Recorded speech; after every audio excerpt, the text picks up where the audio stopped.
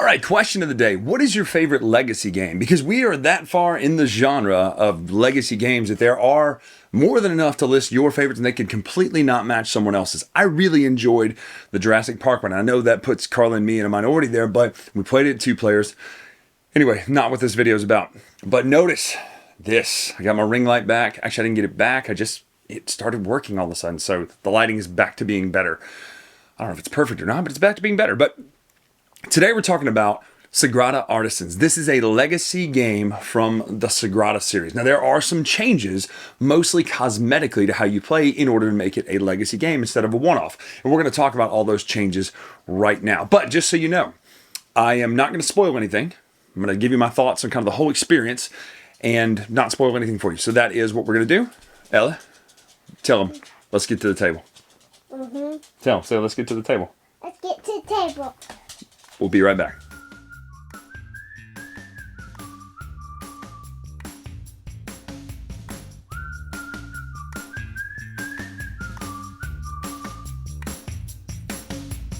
Hey, before we go any further, people have been clamoring for this design on a shirt. Well, now I'm telling you right now, pre-orders are up just this very moment for a shirt and hoodie version of this design. So we're pretty pumped to have it. Those pre-orders will be taken for the next month and a half, and we will get those shipped out. So get your orders in soon. We've got a limited amount, and we want to get those out to you before Christmas, obviously.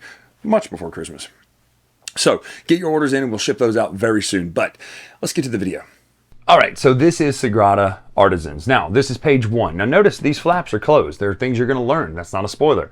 There is a toolbox here. You can hold tools. And then we're going to turn to page 1. If that scares you, if that runs you off, because I know some people are just like absolutely crazy about spoilers. Like, oh my gosh, don't even tell me who the director of that movie is. Or I'm going to be like, David Lynch, I knew it. Somebody's going to puke up something. Well, I'm going to show you page 1 because it's pretty much Sagrada.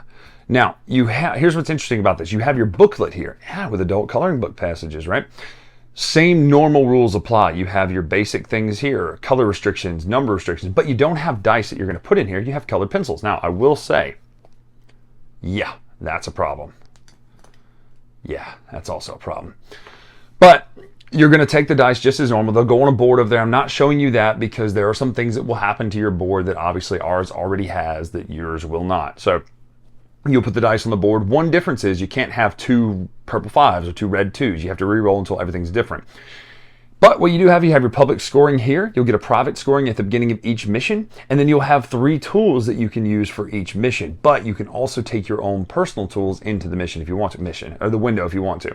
The difference is too, instead of putting the little tokens out on these when you use them, you can use them as many times as there are slots above them. You just have to cross it out, and you don't get the points for it. But you're going to do like normal. You're going to draft dice. You're going to put them out here. There are certain things in each window that will do things based on what you do and say and happen in the game. Now, this goes on pretty extensively through the missions, and they don't all look like this. Some of them are actual pictures and different symbols and shapes and things like that, but adjacency still applies. So just know that this is what you're going to be doing. You'll take those out. Then once everybody's filled out and they played their last 12th round, you'll score points, and then whoever gets first place, I'll flip to the back here because this is also not a spoiler. You'll flip to the very back here. You'll gain legacy points here, and also you can move up these tracks. So depending on which track you want to move up, you can get an ability that goes on your personal card that gives you personal abilities. You can go here and get more tools. You can go here and get more legacy points, as well as you can spend your coins to get more capacity in your tools, which means you can bring more tools into the game, have 5, 6, 7 tools if you want to, and those score points. Track your winners here. Some stuff will open up here, and some stuff will open up here to give you more rules. This one I love. If you've seen our show, you'll know why. So that is, and by that I mean the Bryan Show Illusions. But that is pretty much all I can show you of Sagrada Artisans. But just know, that is pretty much all I can show you.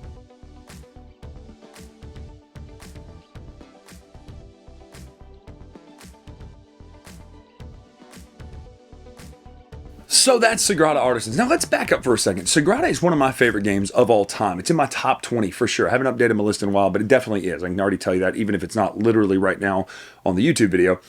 It's one of my favorite games of all time. I just love it. Now, what I love about Sagrada is actually missing from this one, only in a slight aesthetic form.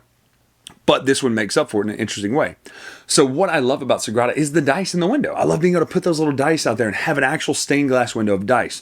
What this one does different is you have the colored pencils. Now let me hit you with my gripe. It's my only gripe really in this entire video that I can think of, and it's a pretty big gripe. I don't understand how it happened. I don't know what happened in production, if it was kicked around and they were like, you know what, we just can't fix it. We're not going to worry about it. But the color pencil red you get and the color pencil purple you get absolutely do not match the color red and the color purple in the book. You say, well, what does that matter? Well, when you're trying to score points and there are some things that look, you go, is that purple or is that red?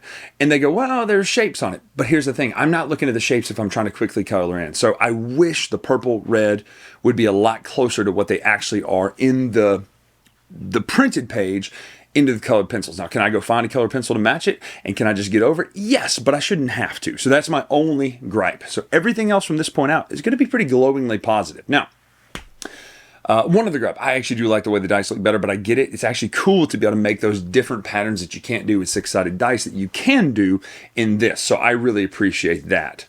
So as one does, or as I do, I break my reviews down into art, then art direction, and then gameplay, and how those kind of all flow into each other in a nice flow chart. Now this is different because it's a legacy game, so I'm also going to be touching on the legacy elements. Again, this is a spoiler-free review, even though to be fair, there weren't really a lot of spoilers in this game. You kind of know what you're going to be unlocking if you've played Sagrada. Now, that being said, I think that's actually a strength of this game. There's no portals to hell.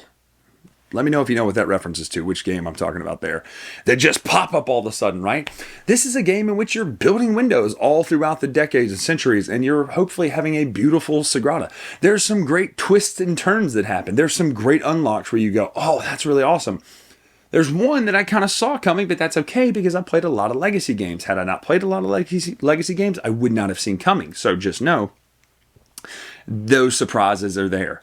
And none of this, here's the thing, because the best legacy games I've played have been co-op, this is the first one I've really played through intensely that is competitive, and I loved it.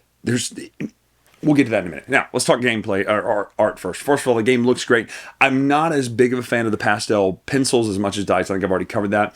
But the windows themselves look really cool. And so the variety and flexibility to be able to do different pictures and different images instead of just, a 5x5 grid, or I guess it's 6x6, it's 24. A 6x6 grid is really great. And those rules, restrictions apply. And then you get to, if you want to, you can adult coloring book this whole thing. Like the window is here for the game, and then on the outside of the window, you can add to it. So there's actually extra stuff you can do that's not even listed. The game looks fantastic. Obviously, the components are great. They're just dice. The art looks good on the card. The cards do feel a little thinner this time. I don't know if that's just me or if I'm crazy. They do feel a little thinner. Not a big deal. They're not like cards that just absolutely flop and bend. But I did notice that a little bit as I'm picking them up. But I do like the quality of this game. The art looks great. It's fantastic. Now, as far as symbology, there's exactly 2 times that I was like, wait, what do we do now? But thankfully, either a rule sticker or the rule book itself just cleared that up pretty easily. Now, so that kind of covers art and art direction. There's not a lot there to really discuss because I do like the way this looks, even though it's different than regular Sagrada. You're coloring in a book, but you have a permanent kind of keepsake of your legacy, which is, to me, very cool. So let's talk gameplay.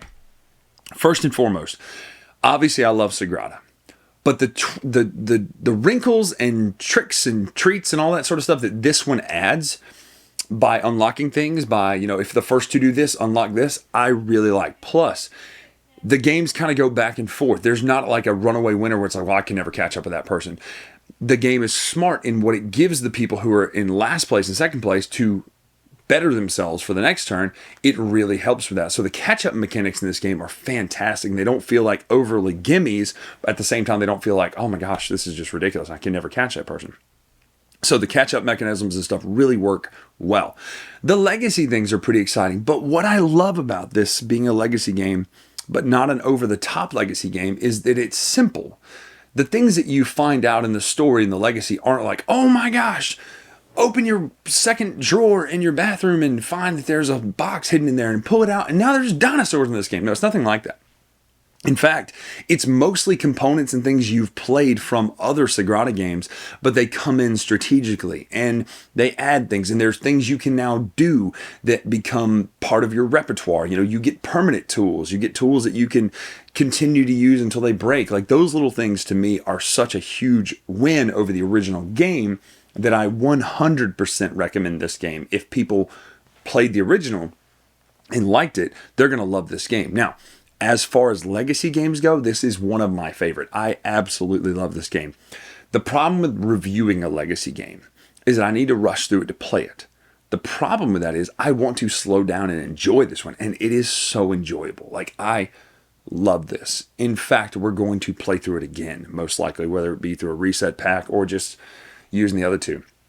The other wrinkle I love, and this is not a spoiler, but that board with the cathedral on it, that you get to do things on and make it different, I really like that. So that's kind of a spoiler free, but again, none of the spoilers are Darth Vader is Luke's father. Like, none of them are like that. None of them are like, oh my gosh, did you know Bruce Willis was dead the entire movie? I love The Prestige.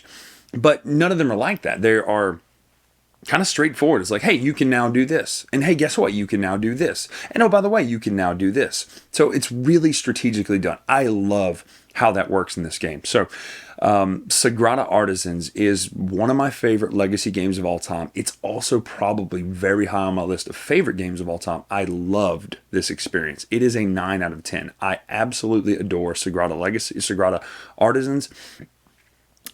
Part of that may be because I love Sagrada already, but the other part is because it's just so well done. This is how you take a game that is a fairly casual, let's pull it down and play it real quick and put it back up, and turn it into a legacy game. It just works. It's not bogged down. You don't need to know who is this character's mother who did this thing in 1492 and now we got to...